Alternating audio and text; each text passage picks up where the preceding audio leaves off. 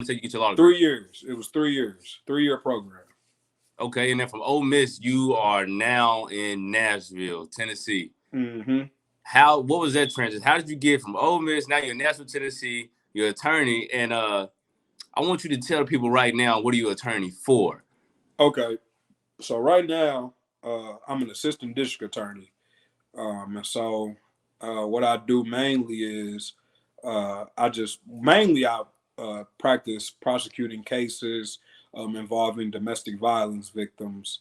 Yeah. And then I do have some, drug cases and things like that. But ultimately, I represent the state in these matters. And the the most important thing I think there is to say about being a prosecutor or being an assistant district attorney by the formal name is that we need Black people in those positions because I think that there's a certain level of discretion that you have that allows for you to make a decision based on the Black experience. Not make a decision based on, just what the law says, but Yeah. make a decision based on the Black experience, looking at someone's life trajectory, looking at their entire situation and being able to say, is sending them to jail the right decision? Maybe not. Is giving them probation the right decision? Maybe so. Is dismissing this case because it's not really a case the right decision? Possibly. You're able to really look at it and not go at it in a way to where you're just trying to convict, but in a way where you're attempting to administer justice in the best way it is that you know how because you've been there.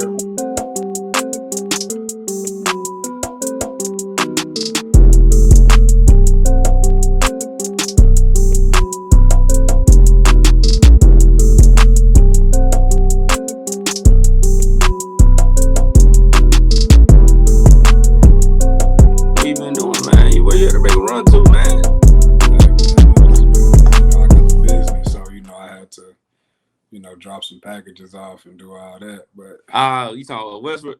Yeah. Damn, attorney got the clothing line. Nobody know about the clothing line. Yeah. Yeah, it's always something, man. You got to keep yourself occupied. You got to make sure you. I always say, man, I think that one thing that I've always thought to myself is, I might as well make use of all the talents that God has given me. So, in some way, not to allow for one of my talents to die off just because I'm pursuing something else. You know what I mean? So, of course. I think that I was always able to draw and stuff like that. So, one thing I realized, I still wanted to be able to draw and create and stuff like that. And so, I think the brand helps me to, continue to stay on top of that type of thing and be able to, just keep myself sharp. You know what I'm saying? Yeah. So. All right, man. Let's go ahead and get into it, man. This is another episode of Before Life Podcast. I'm sitting here with Jay Williams. If you don't know him, he is an attorney down in Nashville. And I'm correct, right? Attorney, of course. Yes, yeah. All right, just making sure I'm correct, man. He's hailing from St. Louis. I'm going to give a shout out to St. Louis just because I haven't been in a while, but got a native and a representative here. Man, tell me a little bit about your upbringing, man, in St. Louis, and how did you get to SEMO, the college, of people that don't know. Mm-hmm.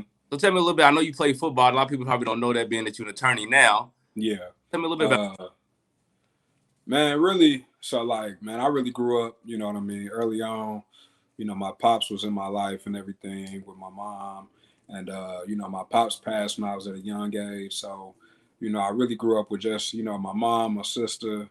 And, it was cool. I think one thing about it was, it made me a lot stronger as a person. You know what I mean? And it helped me to really kind of come to myself as a man. You know what I'm saying? Because I think that one thing that I realized was that, I have to protect, the women in my family, living with my mom, living with my grandma, my sister.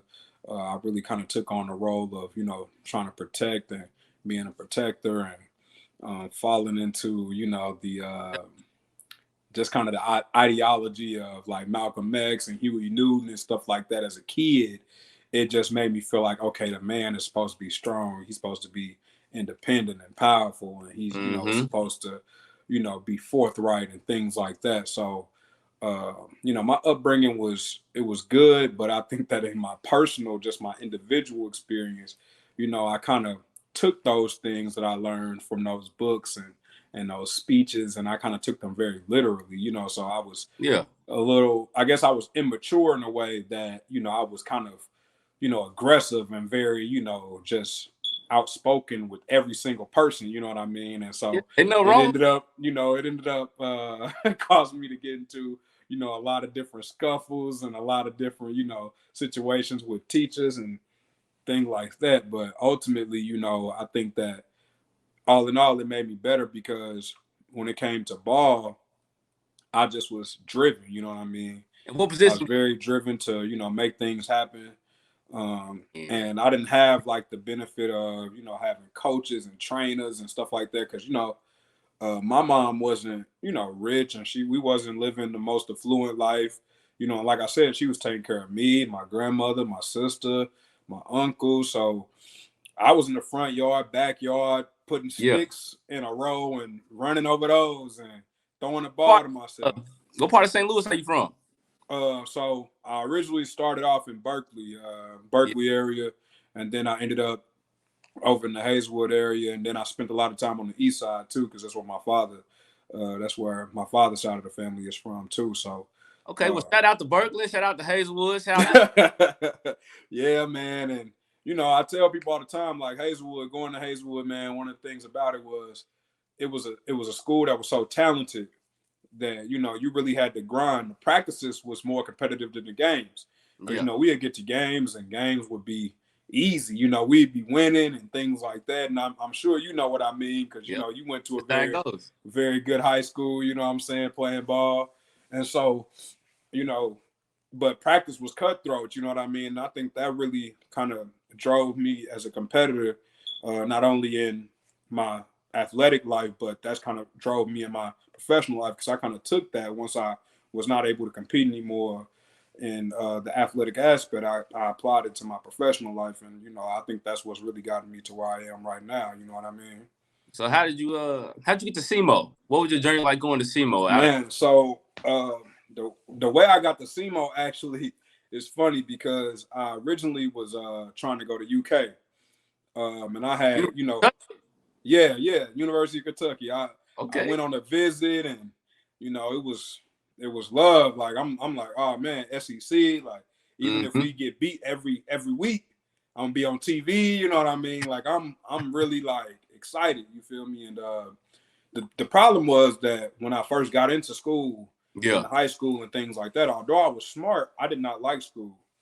And so I used to really do kind of like whatever I needed to do at the time to get by. You know what I mean? Like in class assignments and things like that, I was able to really, thrive. But when it came to homework, I didn't want to do anything outside of school, no homework, no nothing. And so ultimately, what ended up happening is that kind of impacted me as I went throughout, my schooling. And my counselors, because I was an athlete, used to tell me like, "Oh yeah, you're doing fine. You're passing and things like that." But then when I realized, oh, I need this certain GPA to go to a school like UK, you know what I mean? Yeah. That's what kind of hurt me, was because I had just been passed along because I was good at sports, you know what I'm saying? And Yeah. so what ended up, the problem with that was that ultimately I'm like, okay, I got to depend on my ACT. Got a 28 on the ACT, so I'm like, all right, I'm in action. But in Yeah. our actuality, Good they was like, house. well, what we want you to do is go to another school for a semester, and then you can transfer back. And so the issue with that is, I'm like, Man, you well, know how that go. I'm like, wait, go to another school and transfer back? I'm like, man, it's the SEC. Y'all gonna find somebody that look like me, talk like me, run like me, wear the same gear as me, everything. Everything.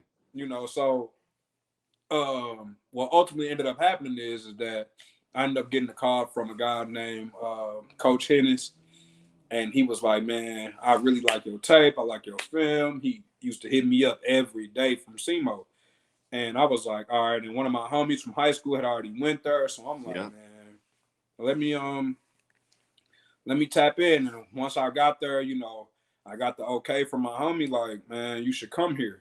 Yeah. And so once I got that, man, I was like, all right, I'm all in, because originally I actually wasn't even going to go to SEMO. I was actually going to go to Alabama A&M.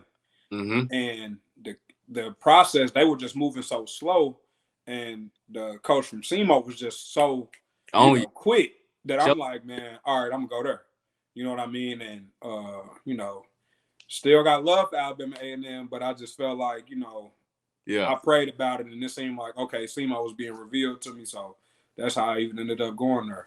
So out of that whole situation, what you think it taught you going into college? After having to deal with all of that, you got a 28 on your ACT, your GPA wasn't what you wanted it to be, but you knew it was good enough. What do you think that whole situation taught you going into college? Man, I think that situation taught me to, like, take care of your business on the front end. Don't wait until it's time to make it happen Mm-hmm. I think that it really taught me about preparation, man, and making sure that, you're taking the proper steps to be where it is that you want to be before, it's game time.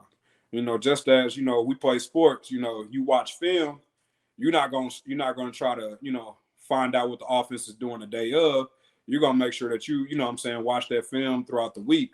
And so it kind of taught me, like, okay, well, if you want to pass a test, you want to get a good score on the exam, you want to, have a good grade going forward, and accumulation of points is going to get you the right GPA. You got to take your preparation on the academic side the same type of way you would on the athletic side. And so that's what it really taught me, because, like I said, when you're trying to make it happen as it's happening, it's a much harder hill to climb. And even though I got, 4, 5, 6 A's, my final 2 years, I was great GPA. I had fell so far down in the beginning. It was so much harder in the end, The first 2 years hurt. Yeah.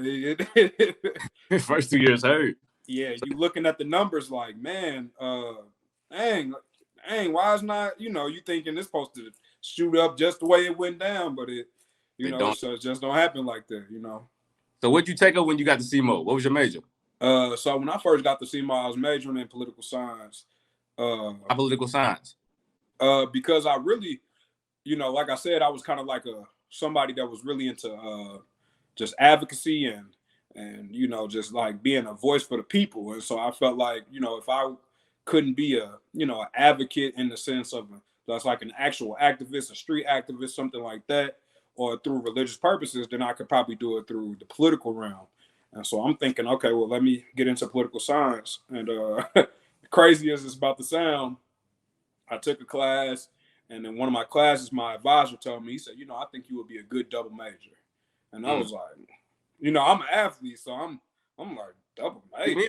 I got a lot already on my plate. Man, so he's like, man, I just think that you will be good. I think that you will be able to thrive being a double major. And so one day, man, I prayed about it. I said, man, am I really supposed to be a double major?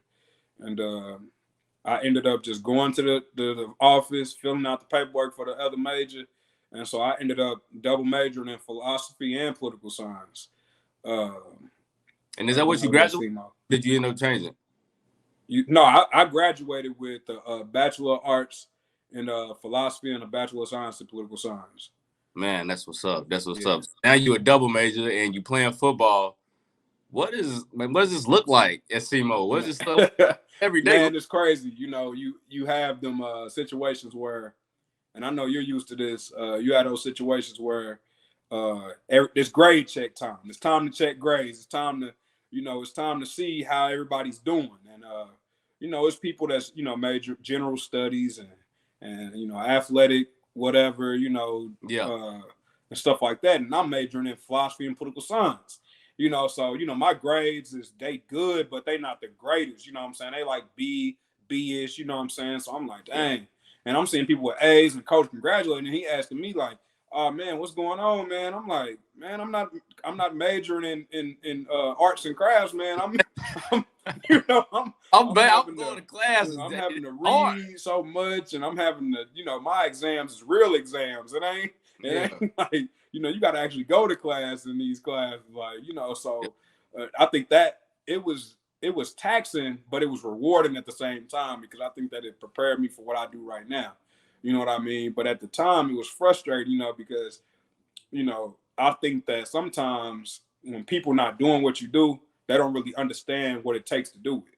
You know what I'm saying? Sometimes they just feel like you can put a general, you could just base a general idea over everything, and then not really get into the specifics of the circumstances or anything like that. And so they think that you're doing less than what somebody else is, because their general knowledge of, education and grades is A is better than a B, versus putting in the context of, okay, well, what kind of education are we getting? Are you what kind of workout you putting in? Yeah, exactly. Are you majoring in nursing, or are you, what I'm saying, like you said, doing general studies? Are you an education major? Or are you, what I'm saying, just, doing whatever it is, whatever class they have available at the lowest level? It's just context matters, you know what I'm saying? But I realize that everybody's not going to care about what your circumstances are. So you just got to do what you can with the hand that you're given, and make the most out of your experience. Yeah. So now, what position did you play? So I played corner, and I wanted to transition to running back, because, even though I liked corner, I was going against this guy. Shout out Paul, man, the guy named Paul McRoberts, man. 6'4", you know what I'm saying, like 205, but all right, one of the best route runners I ever seen, man. And like, I thought that, I knew I could compete, you know what I'm saying, because I was athletic, I was strong, I was a man-to-man guy, so I jam, I do that because I had my strength. But the thing that I realized was, like,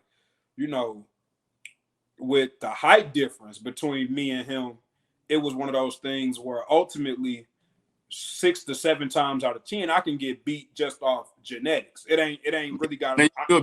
Yeah, like, I could be in position, I could have an IQ, but I could be beat just based on, just genetics differences.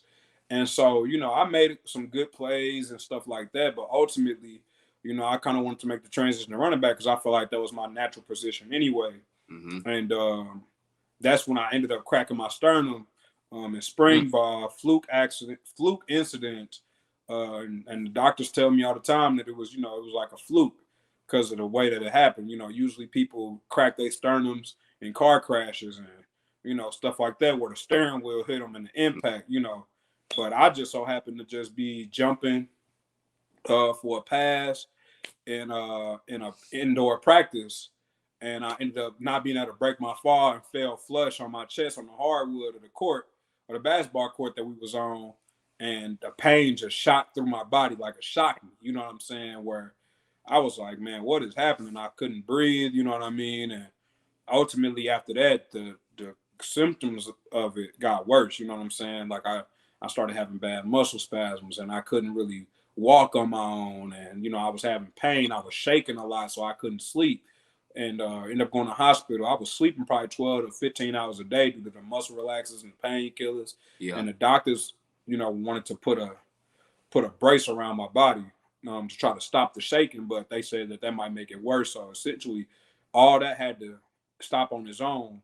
And because I was sleeping so much, I lost about 20 pounds, went from, being, I think, like 203 to being like 183. And it just changed my whole, it changed my whole feel, because, like, I was in rhythm, and then I was going to have to, make the climb back. And a lot of the physicians that I talked to was like, well, they don't really know if I'm even supposed to be playing. Yeah. So where's your mindset at now? You cracked your sternum in an indoor facility off a freak accident. You sleeping 12, 15 hours a day. You done lost 25 pounds.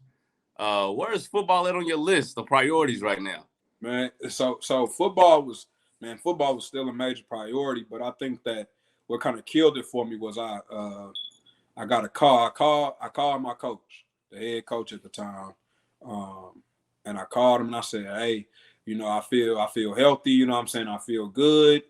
I'm ready to come back. I'm saying, so when is camp? I'm like, when is camp? I'm just trying to figure out. I know I've been away from the team, trying to recover.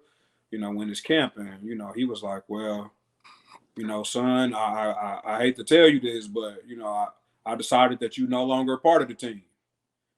And I was shocked, you know what I mean? Because I'm like, man, I just dealt with this serious injury and I'm being told that I'm no longer a part of the team. But, my mom she was the one that was really upset, you know what I mean?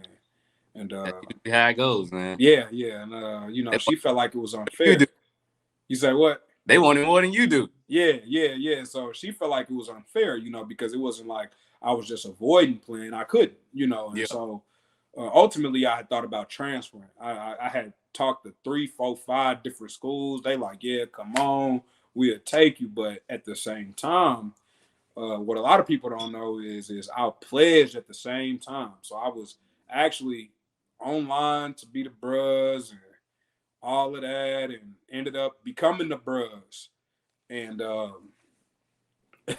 so I was like, man, do I really want to leave my LBs and my chapter to play ball? Boy, it sounds real familiar right now. Yeah. So, man, I ended up, man, I was making a decision. I prayed about it, man. I was like, man, I can't leave my LBs.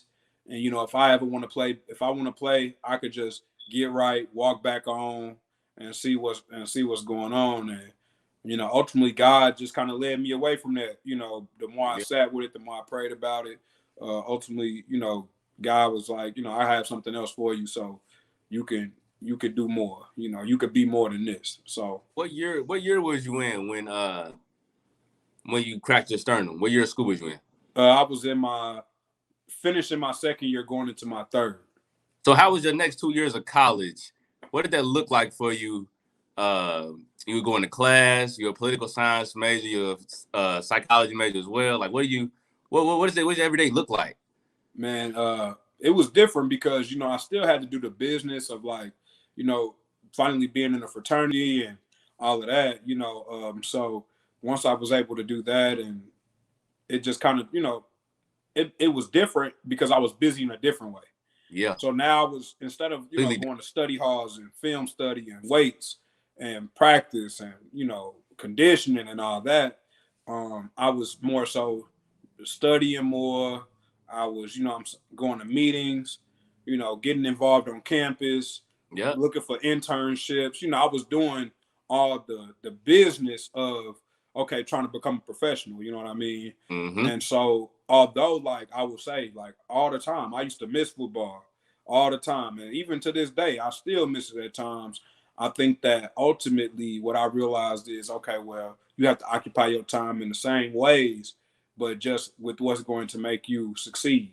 You know what I'm saying? What's going to put you in a position that you want to be in now that you've had transitioned into wanting to become this attorney. You know what I mean? Yeah. So ultimately, that's how I ended up. It was busy, and it was a transition because I never really had to focus solely on my academics. You know, I used to have that release that would take me away from that, of the thing I could look forward to outside of going to school. But now it's like, no, you're no longer here using school as a means to play ball and get to the next level. You're now here using school as a means to be a professional, and it's the end all be all of what your journey is at this point. You know what I mean? So that was definitely a transition in my mind because I learned a lot of things about myself, and the main thing that I learned about myself is that I never ever actually learned how to study.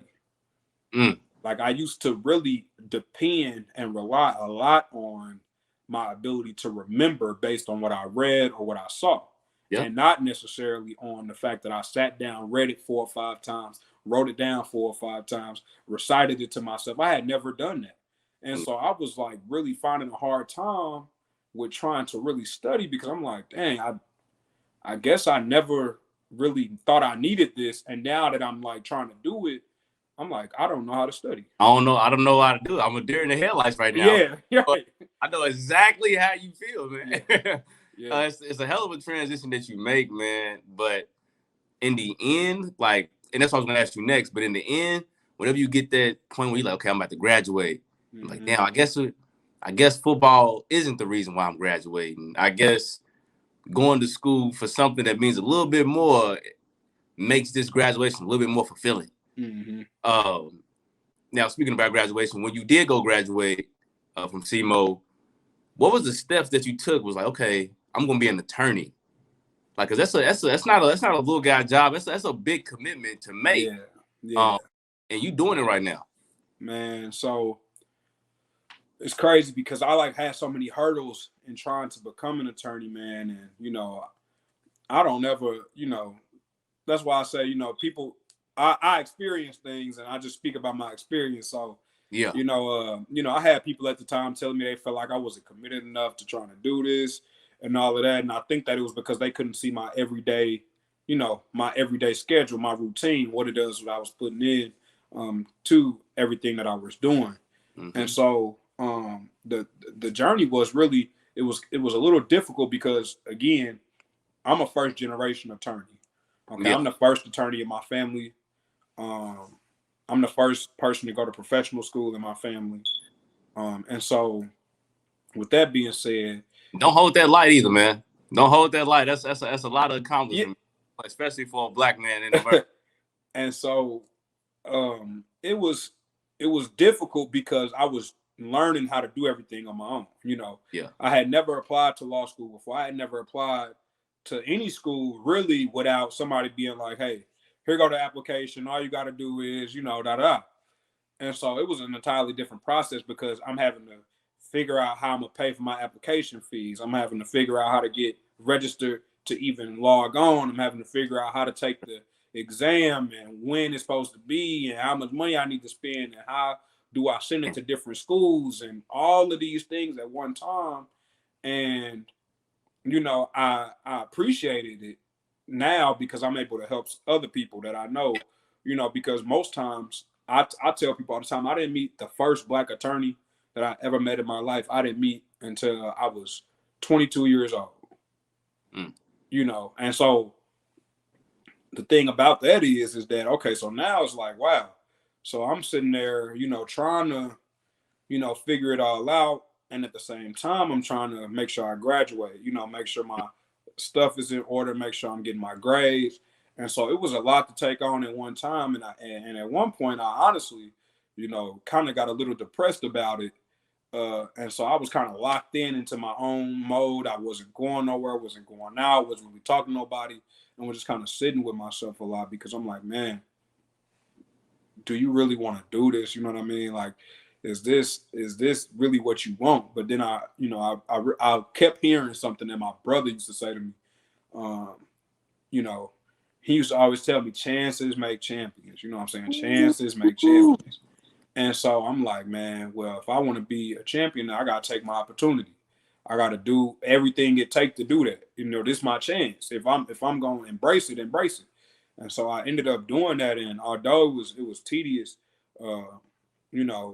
I think that ultimately, we all have things that we have to do in order to get where we need to be. And I think that my main goal was graduating and making sure I got to law school. And so all the things that I dealt with in my final 2 semesters, from, taking the LSAT to having to cancel that LSAT because I wrote my answers in the wrong book, and then having to take it again. And then, having to take some money and spend it on my car, even though I needed that for my law school applications, and having to get the money back and then apply late. And then, it's all of that was worth, where I am right now, because I learned so much that now I'm able to say, hey, don't wait too late, get your application in right now. All right, when you should study this amount of time and make sure that you're writing all your answers right here. I'm able to coach up other people and give them, the formula that I didn't have, you know what I mean? And if they're able to do better than I did in that same scenario and situation, then ultimately I feel like I was a success as well, because I've been able to give them something that they may not have had if I didn't go on my journey. Yeah. So what law school did you go to? I went to University of Mississippi School of Law, which is most famously known as Ole Miss. Most famously known as Ole Miss. Yeah, that's what people know it as, So what do you think going to Ole Miss helped you prepare to where you are now in Nashville? Do you think Ole Miss was the best decision you could have made? Man, I think that first off, I think that Ole Miss was the best decision that, God could have made for me, because I really prayed about it so hard. And I'm very much I would call myself a prayer warrior. You know what I'm saying? I believe that, fighting your battles in prayer and in spirit, it will allow you to fight your battles when you open your eyes and you go out and face the world yourself. You know what I mean? And so, man, I prayed so hard about it, and Ole Miss ended up being the one that came to life. And I do feel like it's prepared me, because I think that being from St. Louis, right, going to predominantly Black schools, being around Black people my entire life, and then even though I went to SEMO and it was, a predominantly white institution, PWI, I was in a Black fraternity, so I still was engulfed in, Black culture, Black community. And going to Ole Miss was an entirely different situation, because it's a school that is, to a lot of people, recognized as being one of the last schools to integrate, one of the last schools to really accept Black folks, because they actually had, it's one of those things where Ole Miss is viewed as one of the meccas of the South, That's why I asked you. That's exactly why I asked you. And so, what goes with that? Being there, you experience a certain level of privilege that you have never been exposed to.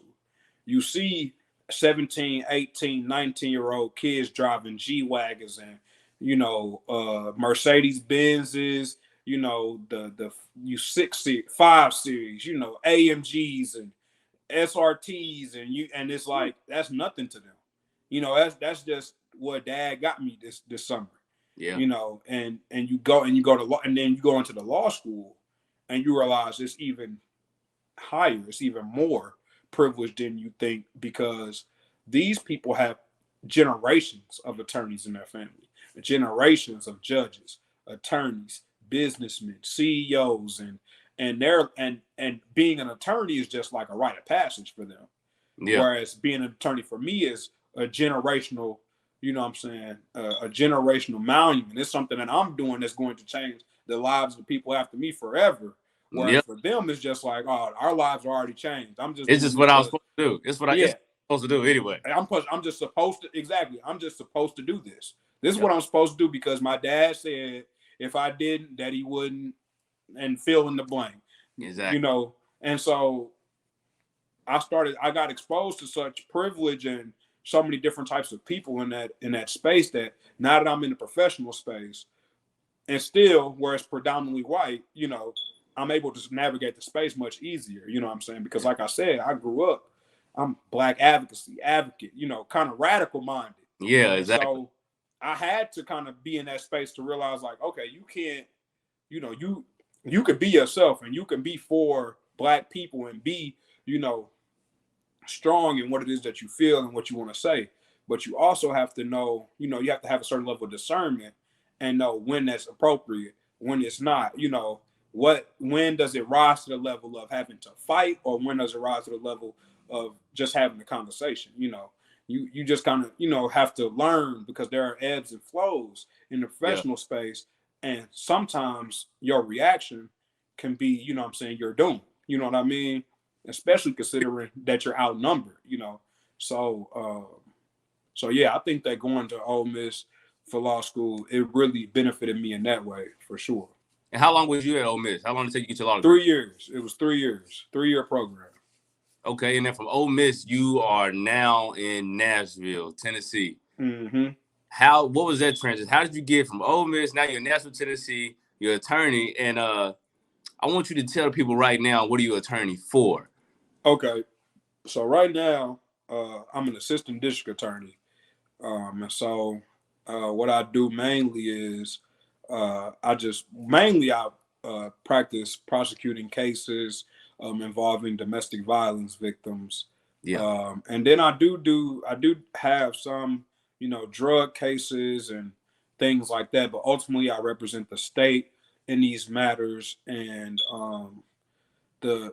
the most important thing I think there is to say about being a prosecutor or being an assistant district attorney by the formal name is that we need Black people in those positions, Yeah. because I think that there's a certain level of discretion that you have that allows for you to make a decision based on the Black experience. Not make a decision based on, just what the law says, but Yeah. make a decision based on the Black experience, looking at someone's life trajectory, looking at their entire situation, and being able to say, is sending them to jail the right decision? Maybe not. Is giving them probation the right decision?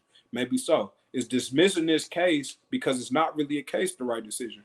Possibly. You're able to really look at it and not go at it in a way to where you're just trying to convict, but in a way where you're attempting to administer justice in the best way it is that you know how, because you've been there, or people like that person, or you've been around people or experienced things in similar fashion, and you're like, oh, I've been here. I know this. I've seen this, instead of, just taking it just by the book. Because if it was going to be just by the book at all times, then there would be no need for you to have a certain level of discretion, for you to make decisions and make choices on these things. And so that's what I do. And how I ended up here, actually, I took what's called a uniform bar exam.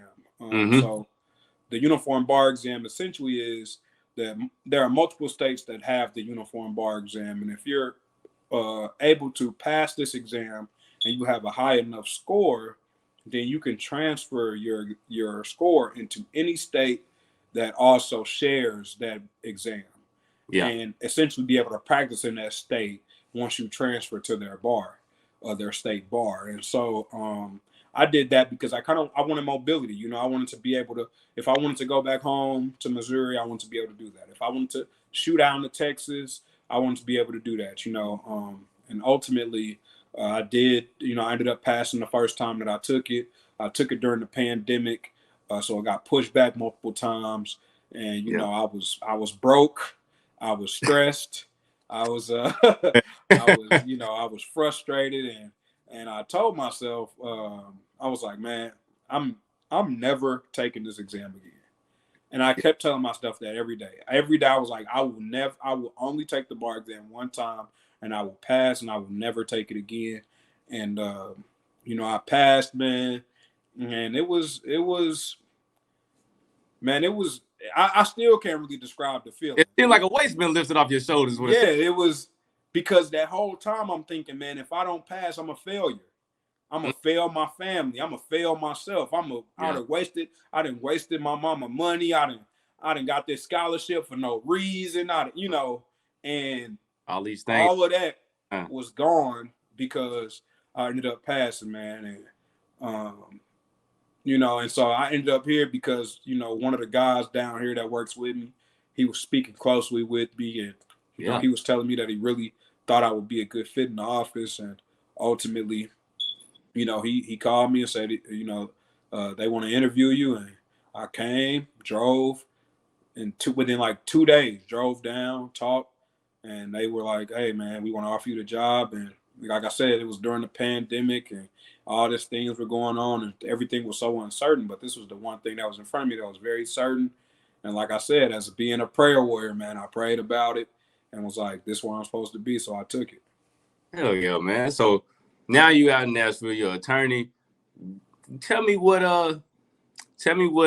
your goals are now. What are your future goals now? I guess for the next 2-3 years. What are your goals now? So my goals right now are to, just continue to connect and build my network, and essentially make an impact in the community as far as, being an inspiration, mentorship, and just providing people with an opportunity to do something other than what people have prescribed to them. I think that oftentimes we are, of course, we loved playing football, we love being athletes, but I think sometimes there are kids out there that look like me and you that they don't want to really play sports, but they feel like that's the only thing they can do. And so I want to be able to kind of go into schools, go into, just community centers, and talk to that kid and say, I played sports. I was just like you. You know, I was passionate about sports, but I had never met an attorney. You may not be passionate about sports, but now you're meeting somebody that's giving you the opportunity to say, I could do that. You know, I could be that. You know, I think representation is so important. And oftentimes we don't have enough people like attorneys, doctors, you know, CEOs or accountants and things like that going into these, you know, schools and community centers and saying, hey, look, yeah, I don't make music. I don't, you know, run up and down the sideline or shoot a basketball or whatever the case may be. But, you know, I'm successful. I made it out. You know, I did things that my mom and my mom's mom and my mom's mom would be proud of. Yeah. That nobody ever thought, you know, in their wildest dreams could happen for somebody like me. So I believe that you could do that same thing. And my long-term goal, honestly, you know, of course I'm going to keep elevating as an attorney, but my long-term goal is definitely to become a U.S. congressman for sure. For sure, man. And I definitely can see it. And I don't even know if anybody knows this or if I ever told anybody this, but you are the first attorney I've ever spoken with. Wow. Attorneys out, and I've seen white attorneys, but I've never had conversations with any of them. I've never really understood that lifestyle. We was on the phone the other day, and I'm asking you to break down the levels for me because I never really understood it. But yeah, man, especially you being a black attorney, man, you are the first attorney I've ever had a conversation with.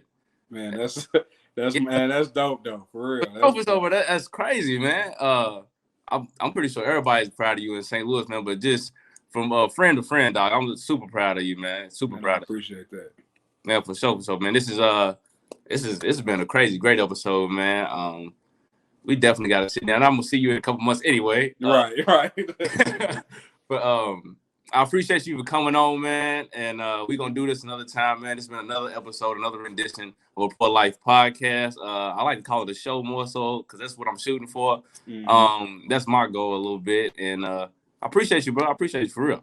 Hey, man, no problem, man. Anytime you need me to come on and talk or anytime you just want to chop it up or even if you want to have, you know what I'm saying, a session where people, you know, may have questions or anything like that, man, I'm always open to, you know, come on, help out, and, you know, give you what I can.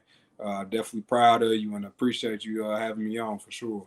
For sure, man. We definitely going to, I got something planned too for a couple months too. We are going to sit down and whatnot. So that's what it is, man.